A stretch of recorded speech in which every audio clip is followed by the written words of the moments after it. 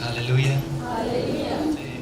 कुछ दिन पहले हम लोगों ने प्रभु यीशु मसीह के पुनरुत्थान का पर्व मनाया और उसका जी उठना हमारे जीवन के लिए बहुत अधिक महत्व रखता है।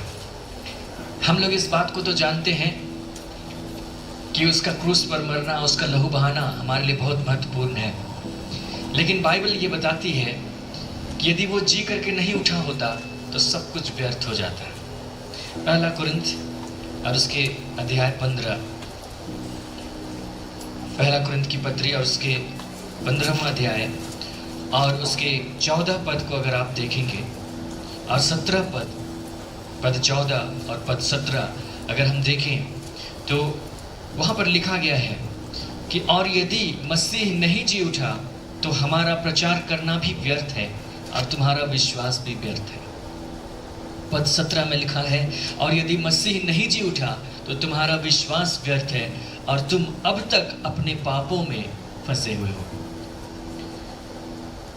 यीशु मसीह क्रूस पर मरे थे। जब मरे उसने क्रूस पर कहा पूरा हुआ, क्रूसवानी उसने कहा पूरा हुआ। वो सारा पूरा होना व्यर्थ हो जाता अगर यीशु मसीह मरे हुए में से नहीं जी उठता। उसका मरे हुए में से जी उठना बहुत महत्वपूर्ण था। यहाँ तक कि लिखा गया है यदि नहीं जी उठा तो हमारा प्रचार करना व्यर्थ है, हमारा विश्वास व्यर्थ है, हम पापों में फंसे हुए हैं। इसका मतलब ये है कि उसका जी उठना हमारे जीवन के लिए, हम सब के लिए उस पापों की क्षमा को भी प्रभावी करता है, उसकी मृत्यु की आशीष को भी हमारे लिए देता है। यहाँ तक कि हम लोग रोमियो की पत्री में उस उद्धार वाले संदेश को पढ़ते हैं 10वां अध्याय और उसके 9-10 पद को, तो वहाँ पर लिखा है कि विश्वास करना पड़ता है कि यीशु मसीह को परमेश्वर ने मरे हुए में से जिलाया। लिखता है कि यदि तू अपने मुंह से यीशु को प्रभु जानकर अंगीकार करे और अपने मन से विश्वास करे कि परमेश्वर ने उसे मरे हुए में से जिलाया तो तू निश्चय उद्धार पाएगा। क्या विश्वास करे? सिर्फ ये विश्वास ना करे कि यीशु मसीह मर गए, सिर्फ ये विश्वास ना करे कि यीशु मसीह ने लहू बहाया, लेकिन ये विश्वास करे कि परमेश्वर ने उसे मरे हुए में से जिलाया। उसका जी उठना हमारे लिए बहुत महत्वपूर्ण है। उसने मृत्यु के द्वारा, गाड़े जाने के द्वारा और जी उठने के द्वारा हमारे लिए ऐसी बड़ी आशीष को दिया है जिसको हम किसी और चीज से तुलना नहीं कर सकते। अगर हम लोग पुराने नियम के लोगों को देखेंगे तो उनके पास ये आशीष नहीं थी, क्योंकि उस समय वे मेमने का बलिदान करते थे। मेमना, उसका लहू बह जाता था, मेमना मर जाता था, लेकिन मेमना कभी जी करके नहीं उठता था। और अगर मेमना मर के जी भी उठता तो उनको वो आशीष नहीं मिलती जो यीशु मसीह के जी उठने से मिली, क्योंकि यीशु मसीह की तुलना किसी मेमने से नहीं कर सकते। यीशु मसीह उससे बहुत बढ़कर है, वो बहुत मेमनों से बढ़कर है। उसने तो हमारे विषय में कहा कि तुम बहुत गौरैयों से बढ़कर हो। यीशु मसीह बहुत मेमनों से बढ़कर है जो धरती पर 4 पैरों से चलते हैं, ऐसे मेमने। यीशु मसीह का जी उठना बहुत महत्वपूर्ण है और उसने हमारे जीवन के लिए क्या किया इसको थोड़ी देर में हम लोग गहराई से समझेंगे। जो पुराने नियम के लोग थे जिनका परमेश्वर के साथ संबंध था, परमेश्वर ने उनके साथ जो संबंध रखा था उसको हम लोग पुराने नियम के पुस्तक से पढ़ेंगे। आमोस की पुस्तक अध्याय 3 और उसके पद 7। हम लोग जानते कि पुराने नियम के जितने लोग थे उसमें सबसे करीब जो परमेश्वर के लोग हो सकते थे वे लोग नबी लोग थे, भविष्यवक्ता लोग थे। इस्राएली साधारण प्रजा तो उनको तो उलाहना दिया जाता था कि वे अपने पापों में फंसे रहते हैं। उनको कहा जाता था कि अपने पापों से मन फिरा कर लौट आए, अपने काम, अपने चाल सुधारे। और बाकी संसार के दूसरे लोग, वे लोग तो वाचा के तहत परमेश्वर के निकट आए ही नहीं है, तो परमेश्वर से बहुत दूर है। लेकिन परमेश्वर ने उस समय किसी से संबंध रखा, बहुत नजदीकी संबंध रखा, तो वो सिर्फ और सिर्फ भविष्यवक्ता थे। और उन भविष्यवक्ताओं के विषय में आमोस उसका 3रा अध्याय और उसके 7 पद अगर हम लोग पढ़ेंगे तो वहां पर कुछ स्पष्ट रूप से लिखा गया है कि परमेश्वर के साथ उनका संबंध क्या है।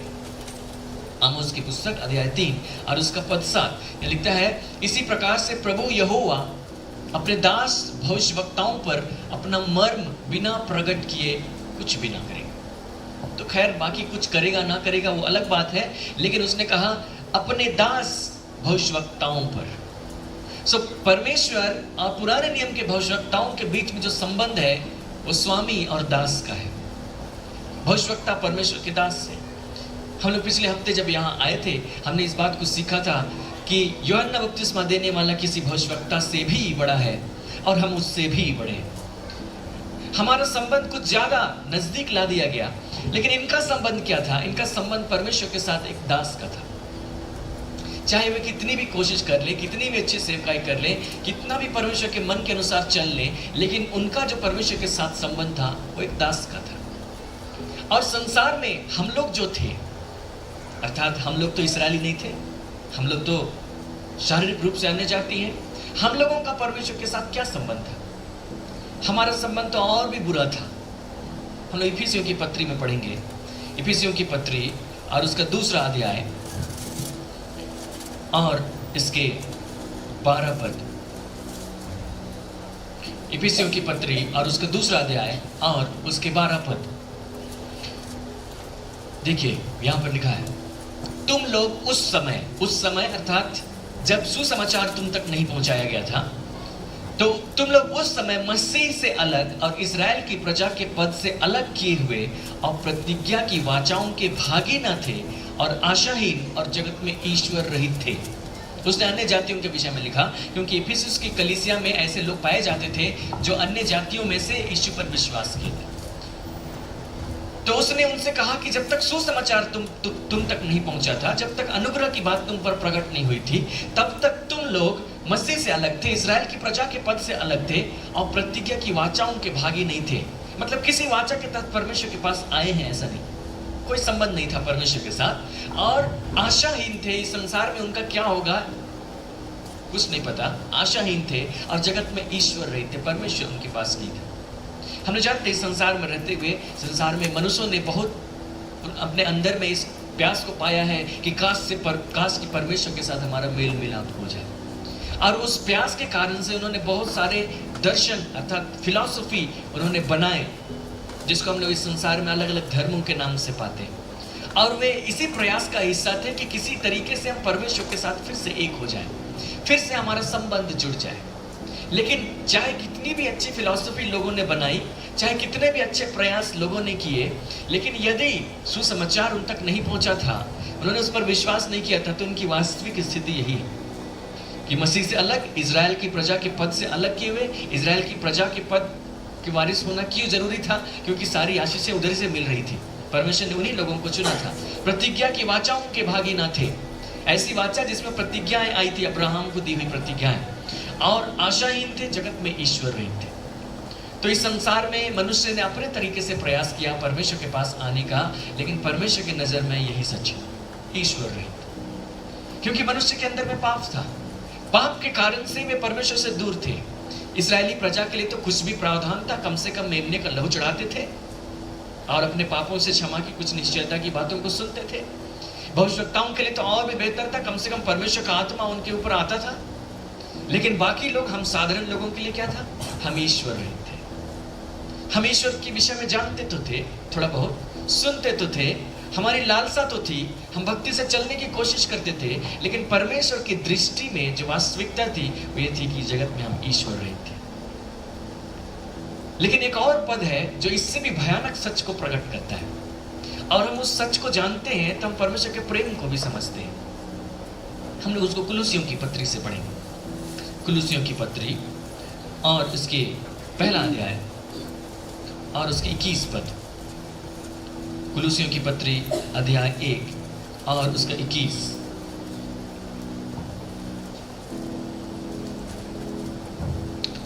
और यहां पर देखिए क्या लिखा है 21 पद में, तुम जो पहले निकाले हुए थे और बुरे कामों के कारण मन से बैरी थे। तुम जो पहले निकाले हुए थे, पद 21, तुम जो पहले निकाले हुए थे और बुरे कामों के कारण मन से बैरी थे। बैरी अर्थात दुश्मन थे। जो पहले निकाले हुए थे, बुरे कामों के कारण मन से बैरी थे।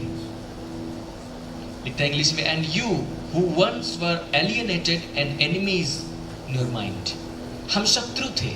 परमेश्वर हमारे बीच का रिश्ता क्या था? कोई करीबी रिश्ता नहीं था, कोई दास वाला रिश्ता नहीं था, कोई बहुत भक्तिपूर्ण वाला रिश्ता नहीं था, लेकिन हमारा रिश्ता एक शत्रु का था। क्यों? उसका कारण क्या था? उसका कारण पाप था, क्योंकि पाप हमारे भीतर था और परमेश्वर धर्मी और न्यायी है। और कोई भी व्यक्ति, पापी व्यक्ति परमेश्वर के पास में आए तो परमेश्वर अपने स्वभाव के मुताबिक उसका न्याय कर देगा। और अगर न्याय कर देगा तो उस व्यक्ति को तो दंड उठाना पड़ेगा। हमारे बीच में शत्रुता थी। आजकल हम लोग जानते हैं कि हम लोग परमेश्वर के संतान हो गए हैं। ये तो बहुत बड़ी आशीष है। कोई अपने शत्रु को अपने संतान बनाता है क्या? भले हम उसको क्षमा कर देते हैं, भले उसे बातचीत करना आरंभ कर देते हैं, लेकिन कभी भी उसको संतान नहीं बनाते, क्योंकि संतान बनाने में बहुत सारी बातें आ जाती हैं। लेकिन परमेश्वर ने अपने प्रेम को इस रीति से प्रकट किया कि हम मन से बैरी थे, हम दुश्मन थे, हमारे बीच में जो खाई थी उसको कोई पाट नहीं कर सकता था। उस दुश्मनी को उसने मिटा दिया और उसने उसको इतने गहरे संबंध में बदल दिया जिसको आज हम लोग सीखने वाले हैं। हम लोग अपनी आत्मिक पहचान को देख रहे हैं कि हम कहाँ थे और परमेश्वर ने हमें कहाँ से कहाँ ला दिया। अगर परमेश्वर उस दशा में न्याय करता और परमेश्वर जैसा न्याय करता है उसके मुताबिक अगर वो न्याय करता तो हम लोग कहाँ पहुँच गए होते? हम लोग अनंत दंड पा रहे होते। अगर हम लोग रोमियो की पत्री को देखेंगे जहाँ परमेश्वर के न्याय की चर्चा है, रोमियो की पत्री और उसका 2 अध्याय और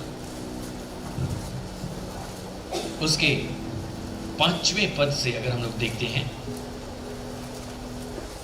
तो यहां पर लिखता है, पर तू अपनी कठोरता और हठीले मन के कारण उसके क्रोध के दिन के लिए जिसमें परमेश्वर का सच्चा न्याय प्रकट होगा अपने लिए क्रोध कमा रहा है। वहां पर जो रोमियो की पत्री का संदर्भ है वो ये है कि रोमियो की पत्री के पहले भाग में शुरुआती अध्याय में वो इस बात को बताता है कि सब ने पाप किया। 2 अध्याय में उसने बताया है कि यहूदियों ने भी व्यवस्था पाने के बावजूद पाप किया और अगर परमेश्वर उस व्यवस्था के मुताबिक न्याय करने लगे तो क्या होगा? तो बहुत भयानक दंड उठाना पड़ेगा। तो उस व्यवस्था के मुताबिक न्याय करे तो उसमें न्याय इस प्रकार है कि जो सुकर्म में स्थिर रहकर महिमा आदर अमरता की खोज में उन्हें अनंत जीवन देगा और जो विवादीय सत्य को नहीं मानते, अधर्म को मानते, उन पर क्रोध को पड़ेगा। यह न्याय वास्तव में होना चाहिए था उस व्यवस्था के मुताबिक या परमेश्वर की धार्मिकता के मुताबिक। अगर हम परमेश्वर के पास में खड़े होते अपने धार्मिकता को लेकर या अपने स्वभाव को लेकर, क्योंकि हमारे अंदर पाप था, भले हम न देख पाए, परमेश्वर तो देख सकता है, तो परमेश्वर उसके मुताबिक जो हमें दंड देता वो भयानक था और उसका दंड, उसका न्याय अभी पूरा प्रकट नहीं हुआ है। हालेलुया।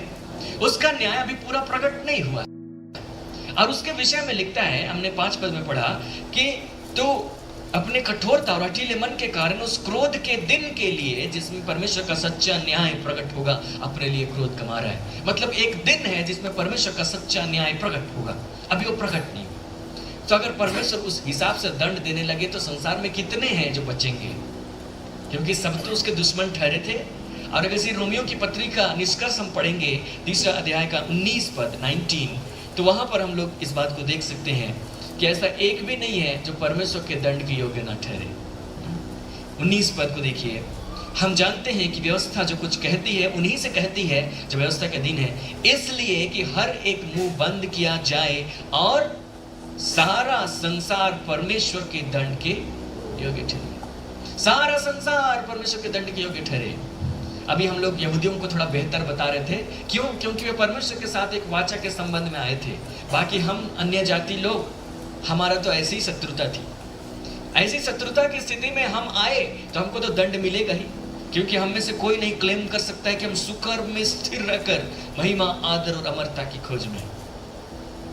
इस संसार में लोग बहुत सारी चीजों को खोजते रहे। कई बार लोग प्रार्थना भी करते हैं तो इसी मकसद से करते हैं कि कुछ उनको चाहिए, एग्जाम में पास हो जाएं, अच्छी नौकरी मिल जाए, शादी हो जाए, बच्चे हो जाएं, घर बन जाए, ये वगैरह वगैरह कुछ मिल जाए हम लोगों को। कौन कह सकता है कि मैं सुकर्म में स्थिर रहकर महिमा और आदर और अमरता की खोज में हूं, इसलिए मुझे अनंत जीवन मिलना चाहिए? कोई नहीं। फरीसी लोग सोचते थे, यीशु मसीह को रिजेक्ट कर दिया। और परमेश्वर की दृष्टि में संसार के अन्य जाति तो ऐसे ही हैं, लेकिन जो यहूदी हैं जिनको व्यवस्था दी गई वे भी उसका पालन नहीं किए। अन्य जातियों को तो परमेश्वर ने व्यवस्था नहीं दी, उनको बताया नहीं कि क्या उचित है क्या अनुचित। अपने मन में जैसा समझते हैं उचित अनुचित उसके अनुसार सोचते हैं, करते हैं। यहूदियों को तो दिया गया लिखित रूप से, लेकिन नहीं कर पाए। तो क्या देखा गया? संसार में ऐसा कोई भी नहीं है जो परमेश्वर के सामने निर्दोष ठहरे। सो परमेश्वर की दृष्टि में यहां लिखता है कि सारा संसार दंड के योग्य ठहरे। तो जो वास्तविक स्थिति हम लोगों की थी, अभी तो हम लोग विश्वास करने वाले लोग हैं। यदि हम विश्वास नहीं करते, हम यीशु मसीह से अलग थे, तो वास्तविक स्थिति यही थी कि हम परमेश्वर के दंड के योग्य ठहरते, लेकिन यीशु मसीह ने उस दंड को अपने ऊपर ले लिया। और क्यों हम उस काम को नहीं कर सकते थे? क्योंकि हमारे पास एक ऐसा शरीर है जिसको अभी बदला नहीं किया। हमने देखा कि परमेश्वर ने जब पहला काम किया, उसने हमारी आत्मा में काम किया, फिर प्राणों में शरीर को एक दिन बदल देगा। लेकिन अब जब तक शरीर को बदला नहीं गया, इस शरीर का स्वभाव बुरा ही। इसलिए परमेश्वर ने क्या किया? यीशु मसीह को भेजा ताकि वो हमारे समान एक शरीर प्राप्त करे और उस शरीर पर हमारे पाप का दंड दिया जाए।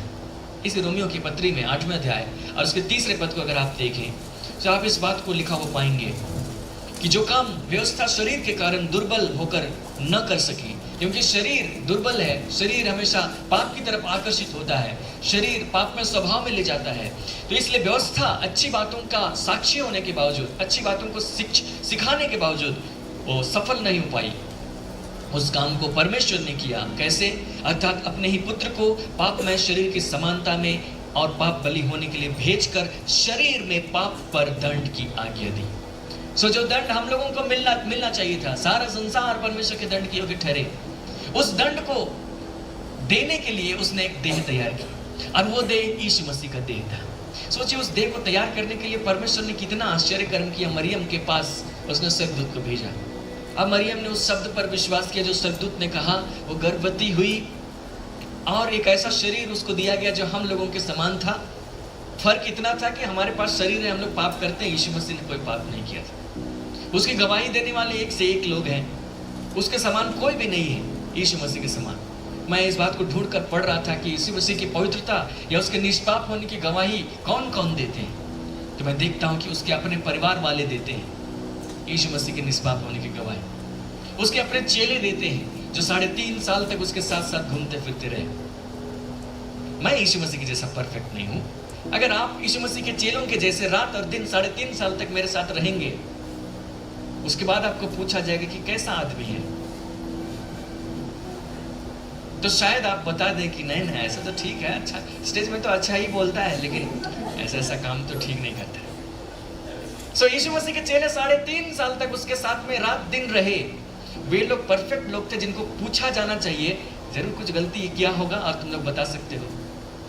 उन्होंने ऐसी गवाही नहीं दी। यहाँ तक कि जब वो क्रूस पर मर गया, अगर यीशु मसीह के जीवन में कोई पाप होता तो उन लोगों को कहने के लिए मौका मिल जाता। हम लोग तो जानते थे, हम लोग उसके साथ में रह चुके थे, पब्लिक में तो बहुत अच्छा था, लेकिन परमेश्वर से कहाँ कुछ छिपा रहता है। इसीलिए तो क्रूस पर मर गया। वे कह सकते थे लेकिन किसी ने नहीं कहा। और जब वो मर गया, जी उठा, इम्माउस के मार्ग पर जा रहा था, 2 चेले जा रहे थे, उनके साथ में वो शामिल हो गया। उन्होंने उसको पहचाना नहीं और उन्होंने पूछा कि तुम क्या बात कर रहे हो। उन्होंने कहा कि क्या तू ही अकेला है जो इजराइल में क्या हो तुमको मालूम नहीं। और वहाँ यीशु मसीह उनके साथ था, वही एकमात्र था जिसको मालूम था कि वास्तव में क्या हुआ, है ना। और उन्होंने कहा कि यीशु नासरी जो परमेश्वर की दृष्टि में सामर्थ्य भविष्यवक्ता था, उसकी मृत्यु के बाद वे नहीं जानते कि जी उठा। और उनका कहना है कि परमेश्वर के निकट काम और वचन में सामर्थ्य भविष्यवक्ता था। अगर वो चेले, यीशु मसीह के सिर्फ 12 चेले नहीं थे, और भी चेले थे, यीशु मसीह के साथ 3.5 साल तक रहने के दरमियान किसी एक काम को, गलती को करते हुए देखते, वे लोग ऐसा नहीं बोलते। वे लोग कह सकते थे कि हाँ लोग जानते थे। फिर यीशु मसीह के विषय में वहां की सरकार ने गवाही दी। पिलातुस ने कहा मैं इस धर्मी के लहू से निर्दोष हूं। सरकारी हिसाब में रिकॉर्ड में ढूंढा गया, कर देता है कि नहीं, जो नियम कानून बनाया है उसका पालन करता है कि नहीं। पिलातुस को कुछ नहीं मिला तो बोला हेरोदेस के पास भेज दो, शायद उसको मिल जाए। हेरोदेस के पास भेज दिया गया, उसको कुछ नहीं मिला, वापस पिलातुस के पास भेज दिया। बहुत ड्रामा हुआ, लेकिन किसी को उसका दोष नहीं मिला। सरकारी दृष्टि में भी उसने कोई पाप नहीं किए और परमेश्वर ने उसके विषय में गवाही दी। कितनी बार आकाशवाणी हुई और कहा गया कि यह मेरा प्रिय पुत्र है, इससे मैं अत्यंत प्रसन्न हूं, इसकी सुनो। परमेश्वर की गवाही से बढ़कर क्या गवाही हो सकती है? और भी दूसरे लोगों की गवाही हो सकती है। क्या आप ऐसा सोच सकते हैं कि इसकी गवाही हो सकती है परमेश्वर की गवाही से बड़ी? कोई परमेश्वर के विषय तो कह सकता कि हाँ तो भाई उसी का बेटा था, तो अपना बेटा के बारे में तो सब अच्छा ही बोलते हैं। लेकिन यीशु मसीह के विषय उसने गवाही दी। हम लोग एक और व्यक्ति की गवाही को पाते हैं जो यीशु मसीह के बगल क्रूस पर लटक रहा था। उसने कहा कि हम तो अपने कामों के अनुसार फल पा रहे हैं, लेकिन इसने तो कोई पाप नहीं किया। आप कहेंगे कि अरे कुकर्मी की गवाही कोई मान्यता नहीं रखती, लेकिन रखते हैं भाई। अगर हमारे लीडरों को देखा जाए जो नेता हैं, हो सकता है कोई कुकर्मी उसके विषय में गवाही दे कि हमको सुपारी देने के लिए आया था।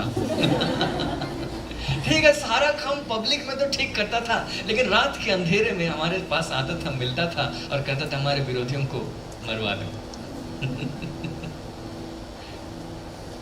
और चोर चोर मौसेरे भाई होते हैं, एक को पता है तो सबको पता है। तो गवाही दे सकता था, हाँ हमको मालूम है कि रात में तो ऐसा करता था। रात के अंधेरे में जब लोग नहीं देखते थे तो हम लोगों से मिलता जुलता था, हम लोगों से साठ गांठ थी, षड्यंत्र करता था, योजनाएं बनाता था। उन्होंने नहीं कहा। लेकिन सबसे बड़ी गवाही जो मैं सोचता हूं किसी ने अगर यीशु मसीह के लिए दी तो खुद शैतान ने दी। क्यों बड़ी गवाही होगी?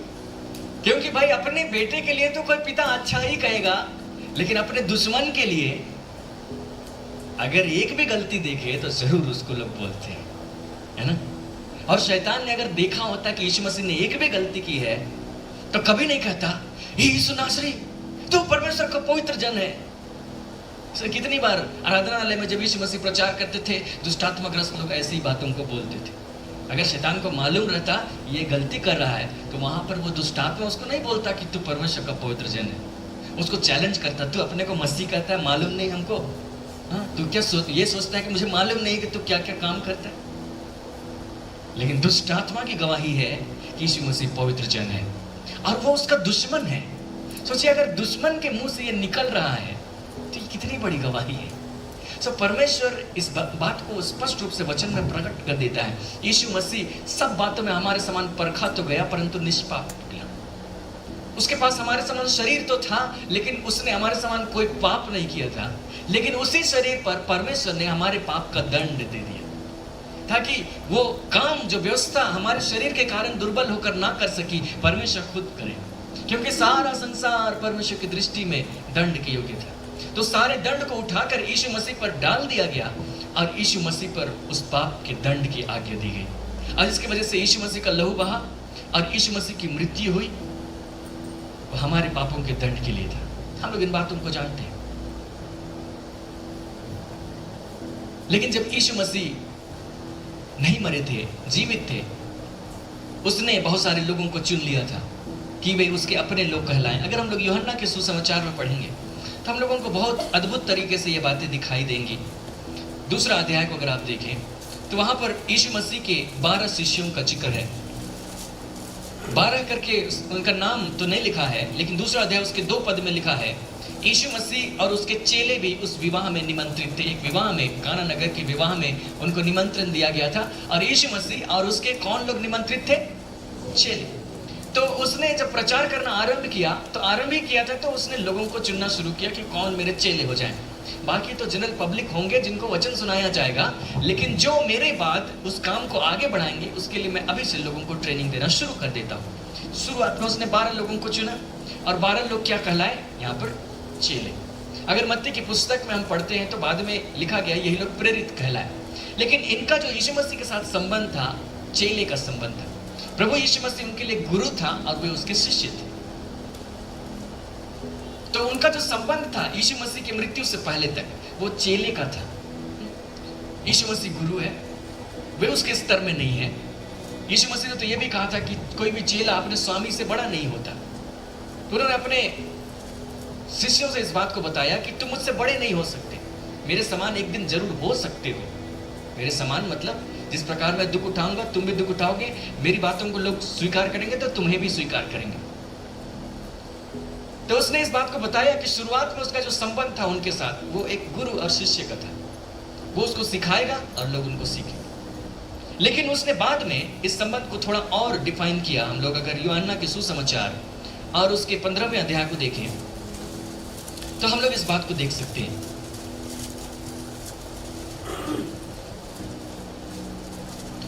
15वां अध्याय उसका 15 पद।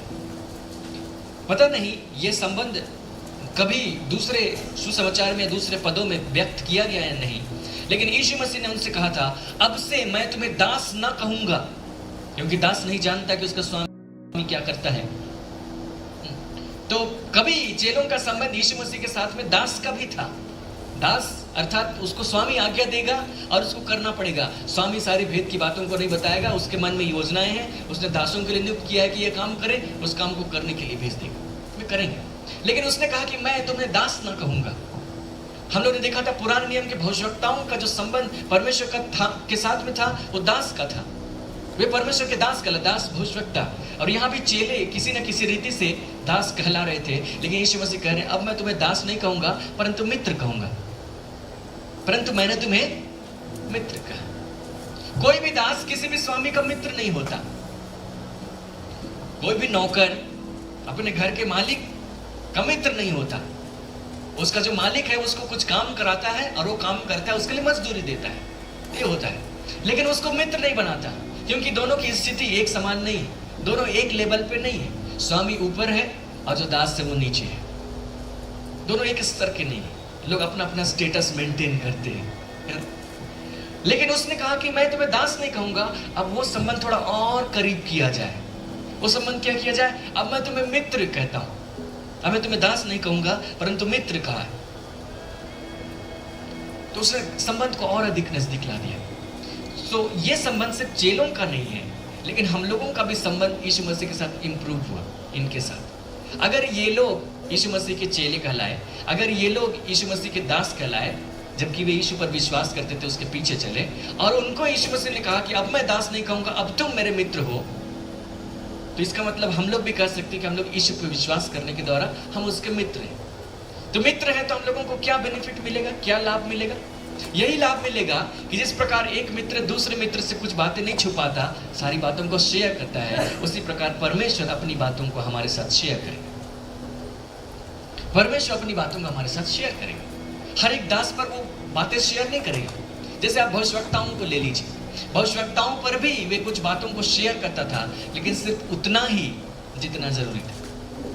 इसलिए हम लोग इब्रानियों की पत्री में पढ़ते हैं, पहले अध्याय के 1 पद से, वहां लिखता है कि पूर्व युग में परमेश्वर ने भांति भांति करके भविष्यवक्ताओं के द्वारा हमसे बातें कर, थोड़ा थोड़ा करके भविष्यवक्ताओं के द्वारा हमसे बातें कर, इस अंतिम समय में अपने पुत्र के द्वारा बातें की। तो पूर्व युग में जब उसने भविष्यवक्ताओं के द्वारा बातें की, तो उसने उनके द्वारा थोड़ा थोड़ा करके बातचीत की। कभी किसी भविष्यवक्ता को उसने पूरा प्रकट नहीं किया, पूरी बातों को स्पष्ट रूप से कभी नहीं बताया। हम लोग पढ़ते हैं यशायाह नबी के विषय में, उसकी पुस्तक को आप पढ़ेंगे, मसीह की भविष्यवाणी है, बहुत डिटेल में भविष्यवाणी करता है, बहुत सारी बातों का जिक्र है, लेकिन सारी बातों का जिक्र नहीं। कुछ बातें ऐसी हैं जिसको यशायाह को नहीं बताया गया, तो जकरिया को बताया गया। जैसे जकरिया ने इस बात को लिखा, इस बात की भविष्यवाणी की कि एक समय होगा जब यीशु मसीह को 30 चांदी के सिक्कों में बेच देंगे। ये बात यशायाह पर प्रकट नहीं की गई, कुछ बातें भले प्रकट की गई। तो दास है, उसको भी हम लोग कुछ बातें प्रकट कर सकते हैं, लेकिन जो मित्र है उसको परमेश्वर सारी बातों को प्रकट करेगा, क्योंकि हम अपने मित्र से कुछ भी नहीं छुपाते। यीशु मसीह ने इसी बात को कहा कि मैंने तुम्हें मित्र कहा है, क्योंकि मैंने जो बातें पिता से सुनी वे सब तुम्हें बता दी, सब तुम्हें बता दी, वो सारी बातें मैंने तुम्हें बता दी। तो उसने हमसे कुछ नहीं छुपाया। तो हमारे बीच का जो संबंध है वो और घनिष्ठ हो गया। हमारा परमेश्वर इतना अधिक प्रेम करता है, जो सोचिए उस व्यक्ति को अपना मित्र बना रहा है जो उसका शत्रु था। हमने कहां से शुरुआत की थी? हम परमेश्वर के बैरी थे, मन से उसके बैरी थे।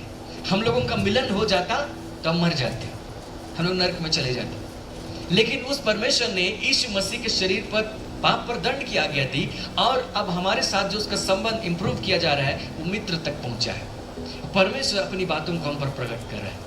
परमेश्वर ने इस पवित्र शास्त्र में उन सारी बातों को प्रकट किया है, वेद की बातों को, जो हमारे लिए आवश्यक है।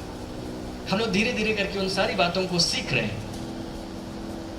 जितनी भी भेद की बातें हैं जो हमारे लिए आवश्यक हैं, सारी बातें पवित्र शास्त्र में प्रकट की हुई हैं। और पवित्र आत्मा इन दिनों में भी हमारे जीवन की जरूरत से संबंधित बातें हम पर प्रकट करता है। और इसलिए आपका हक है, आप मित्र हैं, आप यीशु मसीह के मित्र हैं, इसलिए आपका हक है कि आप परमेश्वर से बातों को सुने। हालेलुया। परमेश्वर ने आपको मित्र कहा है, यीशु मसीह ने आपको मित्र कहा है, इसलिए वो आपसे कुछ भी ना छुपाएगा, लेकिन उन बातों को आपको बताएगा, शेयर करेगा। और जो बातें अब तक आपसे छुपी हुई रही, परमेश्वर उन बातों को अपने वचन के द्वारा बता रहा है। हम थोड़ा सा देखते हैं वो कैसी बातें हैं जिनको परमेश्वर ने हमारे लिए तैयार किया, जो हम तक हमसे छुपी हुई थी। पहला कुरिन्थ उसका 2 अध्याय और इसके 9 पद से देखिए। हम लोग लगातार कुछ पदों को पढ़ेंगे। पहला कुरिन्थ अध्याय 2 और उसके 9 से हम लोग लगातार आगे पढ़ेंगे संभवतः 12 पद तक। यहाँ देखिए लिखा, परंतु जैसा लिखा है, जो आंख ने नहीं देखी और कान ने नहीं सुना और जो बातें मनुष्य के चित्त में नहीं चढ़ी, वही है जो परमेश्वर ने अपने प्रेम रखने वालों के लिए तैयार की है। हम लोग इस वचन को बहुत फेमस है, सुनते रहते हैं, जो आंख ने नहीं देखी, कान ने नहीं सुनी, परमेश्वर ने उन बातों को अपने प्रेम रखने वालों के लिए तैयार की है। लेकिन आमतौर पर आपने सुना होगा तो सिर्फ इसी पद को सुना होगा, इसके बाद इससे कनेक्टेड नहीं देखा होगा, या देखे होंगे तो अलग बात है। हम लोग देखेंगे। सोचिए, परमेश्वर ऐसी बातों का हमारे लिए तैयार किया जिसको किसी आंख ने नहीं देखा, किसी कान ने नहीं सुना, मतलब एक भी कान ने नहीं सुना, और किसी के चित्त में नहीं चढ़ी, मतलब किसी ने कभी कल्पना ही नहीं की। कितने संसार में दार्शनिक लोग पाए गए जिन्होंने आलती पालती मारकर स्थिर होकर उन्होंने बहुत कुछ सोचकर निकाला, लेकिन उनके भी चित्त में नहीं चढ़ी। परमेश्वर ने ऐसी बातों को हमारे लिए तैयार किया। किसी ने ऐसी बातों को देखा नहीं, पहले ये देखने में आई ही नहीं, किसी ने ऐसी बातों को सुना ही नहीं। परमेश्वर ने हमारे लिए, जो हम परमेश्वर से प्रेम रखते हैं, उनके लिए ऐसी बातों को प्रकट किया, और प्रकट किया या तैयार किया तो सिर्फ उसको मन में गुप्त नहीं रखा। लिखता है, परंतु परमेश्वर ने उनको, किनको, उन्हीं बातों को जिनको आंख ने नहीं देखा, कान ने नहीं सुना, किसी के चित्त में नहीं चढ़ी, उनको अपने आत्मा के द्वारा हम पर प्रकट किया। हालेलुया। परमेश्वर ने ऐसी बातों को जो किसी आंख ने नहीं देखी, किसी कान ने नहीं सुनी, किसी के सोच में नहीं आई, उन बातों को हम पर प्रकट किया, हमसे नहीं छुपाया। क्यों प्रकट किया? क्योंकि वो हमें मित्र कहता है। और देखिए, जो बातें यहाँ पर है वो ऑलरेडी प्रकट की हुई है। हालेलुया। वो ऐसी नहीं है कि आप अपने जीवन में आगे बढ़ेंगे तो शायद आपको मालूम होगा कि अच्छा ये था। नहीं, उसने प्रकट किया। प्रकट करता जाएगा ये नहीं लिखा है, प्रकट करेगा ये नहीं लिखा है, प्रकट किया। उसने प्रकट किया क्योंकि आत्मा के द्वारा हम पर प्रकट किया। क्योंकि आत्मा सब बातें वरन परमेश्वर की गूढ़ बातें भी जांचता है। जो परमेश्वर का आत्मा है वो सब बातें वरन परमेश्वर की गूढ़ बातें भी जांचता है। जो परमेश्वर का आत्मा है वो इन सारी बातों को जानता है कि परमेश्वर के भीतर में क्या विचार है, और उस आत्मा के द्वारा हम पर प्रकट किया गया। तो परमेश्वर के भीतर में ये बातें गुप्त थी कि परमेश्वर ने हमारे लिए क्या तैयार किया है। कौन सी बातें जिसको किसी आंख ने नहीं देखा, जिसको किसी कान ने नहीं सुना, जो किसी के सोच में नहीं आई, वे बातें परमेश्वर के भीतर में थी, लेकिन उसके आत्मा को मालूम थी, और उस आत्मा ने हम पर उन बातों को प्रकट किया। और आत्मा परमेश्वर की सारी बातें जानता है। लिखता है कि परमेश्वर की गूढ़ बातें भी जांचता है। 11 पद में लिखा है, मनुष्यों में से कौन किसी मनुष्य की बातें जानता है, केवल मनुष्य की आत्मा जो उसमें है। वैसे ही परमेश्वर की बातें भी कोई नहीं जानता, केवल परमेश्वर का आत्मा। सो परमेश्वर के मन में क्या था, क्या विचार थे, वो गुप्त थे, किसी ने नहीं देखा, किसी ने नहीं जाना। भविष्यवक्ताओं पर थोड़ा थोड़ा प्रकट किया गया, लेकिन परमेश्वर ने उन बातों को अपने आत्मा के द्वारा हम पर प्रकट किया। और आत्मा कितनी बातें जानता है? सब। परमेश्वर की सब बातें जानता है। और लिखता है, परंतु 12 पद, परंतु हमने संसार की आत्मा नहीं, परंतु वह आत्मा पाया है जो संसार की ओर से है, कि हम उन बातों को जाने जो परमेश्वर ने हमें दी है। हालेलुया। उसने कहा कि हमने संसार का आत्मा नहीं पाया। हमने जब यीशु पर विश्वास किया तो ऐसा नहीं कि संसार का आत्मा में दिया गया, हमें खुद परमेश्वर का आत्मा दिया गया। और क्यों दिया गया? लिखता है कि ताकि हम उन बातों को जाने जो परमेश्वर ने हमें दी है। सो पवित्र आत्मा जो हमें दिया गया, उसकी एक सेवकाई ये है कि वो उन बातों को प्रकट करे जो परमेश्वर ने हमें दी है। कई बार जब हम लोग आधा पढ़ते हैं, अधूरा पढ़ते हैं, 9वें पद में रुक जाते हैं, तो सोचते हैं कि कुछ है अद्भुत जो अभी तक प्रकट नहीं हुआ, आने वाले समय में कभी प्रकट होगा। लेकिन यहाँ पे जो संदर्भ के साथ हम पढ़ रहे हैं वो ये है कि सचमुच ये बातें गुप्त थी, किसी भविष्यवक्ता ने उसको नहीं देखा। पिछली बार हम लोगों ने देखा, हम लोगों ने पढ़ा कि कितने भविष्यवक्ताओं ने देखना चाह, सुनना चाह, पर सुन नहीं पाए। और कितने लोगों ने खोजबीन और जांच पड़ताल की उस महिमा के विषय जो कि यीशु मसीह के दुख उठाने के बाद प्रकट होने वाला था, परंतु वे उसे वंचित रह गए। उनको पता चला कि वे अपनी नहीं हमारी सेवा के लिए उन बातों को कहा करते थे। तो भविष्यवक्ताओं पर प्रकट नहीं हुआ, लेकिन परमेश्वर का आत्मा उन बातों को जानता था और लिखता है कि उन बातों को उसने हम पर प्रकट कर दिया। क्यों? क्योंकि उसने हमें अपना मित्र कहा है। आपको उन बातों को जानने का हक है। और लिखता है कि उन बातों को जानने जो परमेश्वर ने हमें दी है। इसका मतलब ये वे बातें हैं जो हमें बाद में नहीं दी जाएंगी, लेकिन ये वे बातें हैं जिसको परमेश्वर ने हमें ऑलरेडी दे दिया है। हालेलुया। कब दिया? जब हमने यीशु मसीह पर विश्वास किया। हालेलुया। क्योंकि उसके पहले तो हम लोग दुश्मन थे ना, बैरी थे। तो बैरी अवस्था में क्यों देगा? बैरी अवस्था में एक ही चीज दे सकता है, क्या? दंड।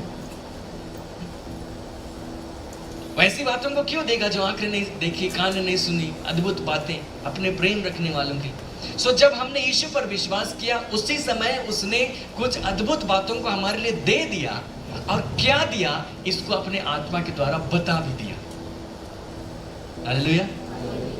इसको अपने आत्मा के द्वारा बता भी दिया। इसका मतलब पौलुस जब इन पत्रियों में इन बातों को लिख रहा था, लिखता है कि ये भेद की बातें हैं, और बोलता है ये बातें हम साधारण लोगों के पास जाकर नहीं सुनाते हैं। हम सुसमाचार के समय इन बातों को नहीं बोलते हैं। सुसमाचार तो हम साधारण रूप से प्रचार करते हैं, यीशु मसीह क्रूस पर चढ़ाया गया। लेकिन ये बातें हम खास लोगों को बताते हैं जो सिद्ध हो गए। कौन सिद्ध हुआ? हम सिद्ध किए गए हैं। 6 पद में देखिए, लिखता है फिर भी सिद्ध लोगों में हम ज्ञान सुनाते हैं। अपने आप को देखिए तो आप कभी नहीं कह पाएंगे शारीरिक रूप से कि मैं सिद्ध हूं, लेकिन जब वचन को देखते हैं तो आप इस बात को पाएंगे कि उसने सर्वदा के लिए हमें सिद्ध कर दिया। और लिखते हैं फिर भी सिद्ध लोगों में हम ज्ञान सुनाते हैं। जो संदर्भ चल रहा था पहले अध्याय से ही 18 पद से, वो कहता है कि हमने जब सुसमाचार सुनाया तो क्रूस की कथा सुनाई, और साधारण था, संसार के नाश होने वाले लोगों के समान दार्शनिक ज्ञान नहीं था। दार्शनिक ज्ञान कभी आपने पढ़ा है? किसी का सब्जेक्ट है कॉलेज में फिलॉसफी? नहीं है। फिलॉसफी जब आप पढ़ेंगे तो आप पाएंगे कि लोगों ने क्या क्या सोच कर निकाल दिया। उन्होंने क्या क्या विवेचन किया, कुछ तो शब्द ही समझ में नहीं आएंगे। तो संसार ने ज्ञान से परमेश्वर को नहीं जाना, फिलॉसफी जरूर जनरेट की लेकिन नहीं जान पाए। तो परमेश्वर ने जब सुसमाचार प्रचार करवाया, हम लोग उतना गूढ़ ज्ञान भेद की बातें नहीं प्रकट करते, हम लोग साधारण बताते। लेकिन उसने कहा लेकिन ऐसा नहीं है कि भेद की बातें नहीं है, भेद की बातें हैं, लेकिन हम साधारण संसार के लोगों को नहीं सुनाते, हम उन लोगों को सुनाते जो सिद्ध है। तो कौन है वे लोग? जो लोग यीशु पर विश्वास करते हैं, जो लोग यीशु पर विश्वास करने के द्वारा सिद्ध बना दिए गए आत्मा में, उन लोगों को हम ज्ञान सुनाते हैं। और वो ज्ञान कौन सा ज्ञान है? ये वही ज्ञान की बातें हैं जिसको किसी आंख ने नहीं देखा, किसी कान ने नहीं सुना, जो मनुष्य के चित्त में नहीं चढ़ी। और ये बातें परमेश्वर जानता था, और परमेश्वर का आत्मा जो परमेश्वर की सब बातों को जानता है, उसने हम पर प्रकट किया। और क्या प्रकट किया? किन बातों को प्रकट किया? ये वही बातें जिसको परमेश्वर ने हमें ऑलरेडी दिया। उसमें से कुछ बातों की झलक हम देख चुके।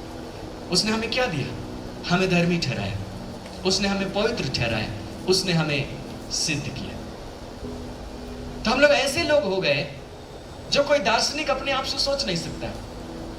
सोचिए, कोई दार्शनिक ऐसे लोगों को पवित्र कहेगा जैसे इफिसी के लोग थे। उनको हम लोगों ने पढ़ा था वचन में कि ये पत्री पौलुस ने लिखा है पहले अध्याय के पहले पद में कि इफिसुस में रहने वाले पवित्र और विश्वासी लोगों के नाम, ठीक है। और आगे जाकर उनको निर्देश देता है, चोरी करने वाला चोरी ना करे, झूठ बोलने वाला झूठ ना बोले, वगैरह वगैरह। तो पवित्र लोगों को ऐसा निर्देश दिया जाएगा क्या?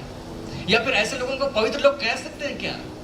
क्या संसार का कोई ऐसा दार्शनिक ज्ञान है, ऐसा कोई व्यक्ति है जिसने सोच विचार करके ऐसा सोच लिया होगा कि ऐसे लोगों को भी कहा जा सकता है?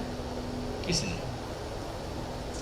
लेकिन परमेश्वर ने उन बातों को, उन आशीषों को हमको उसी समय दिया जब यीशु पर हमने विश्वास किया, और उन बातों को हम पर प्रकट कर रहे हैं। उसमें से कुछ बातों को हमने जस्ट सुना।